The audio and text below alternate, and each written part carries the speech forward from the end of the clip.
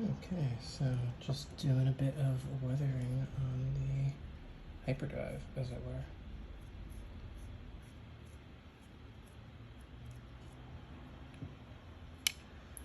This stuff's nice. Just gets in the nooks and crannies and kind of adds that dark, shadowy contrast to it.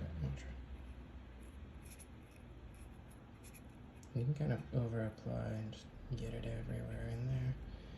And then you kind of fan it out, spread it out, let it settle into the cracks.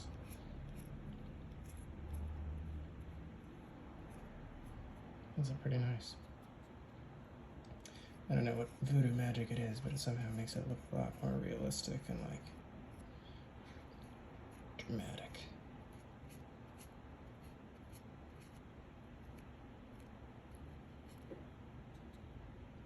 Of course, when it dries, it's not shiny. It's like a matte kind of dull grunge finish, which is pretty perfect for the Star Wars universe, I guess.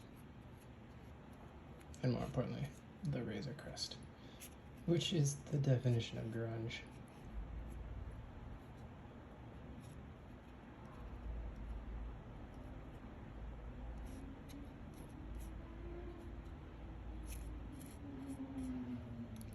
Do burn through this stuff fast though.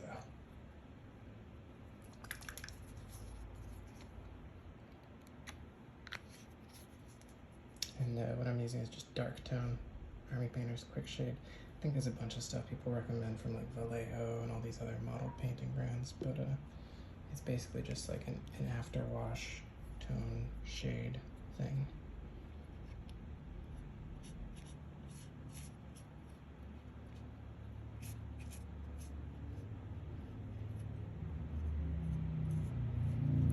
And anywhere there's kind of like a change in surface or something is really where you want to dab it in.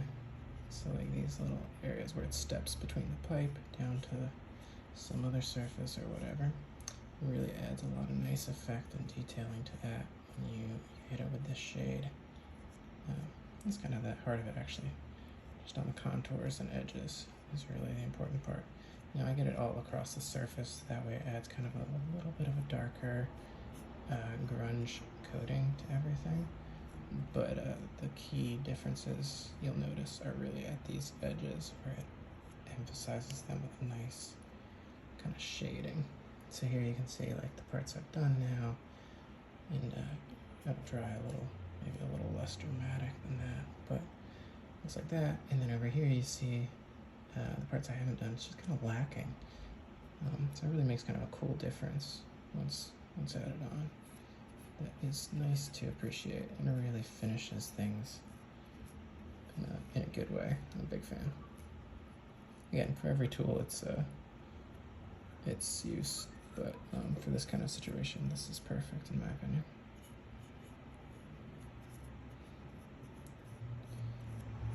Merrily brushing along, and I did the same thing to the panels on the sides of the Razor Crest.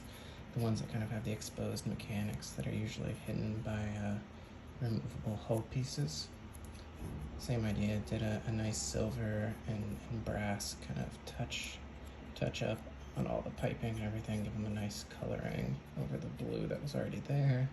And then afterwards I just hit it with a boatload of this stuff.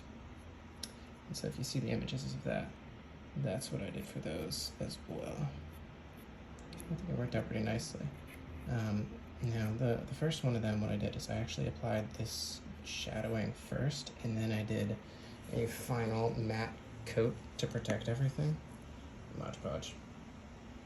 I don't actually spray it on, I pour a little of this out and I paint it on. But the Mod Podge actually kind of has like a little bit of a shine to it, I found. And so when I did this first and then put Mod Podge over it, it kind of added a weird gloss to the grunge, which I wasn't sure it was great, but it wasn't that bad.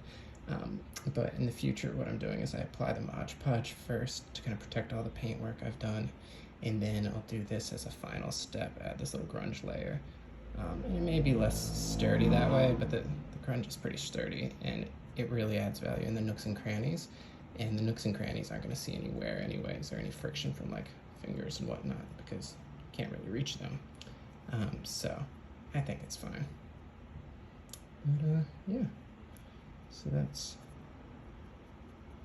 dab that on there, dab that on there.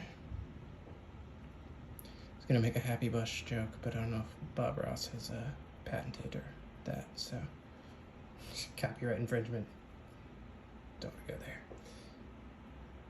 Anyways, yeah, so when that dries, I think that'll be pretty badass.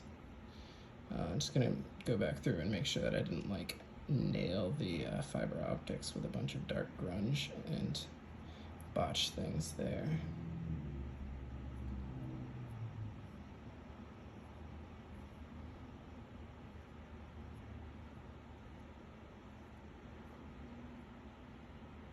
Sweet. And that's that.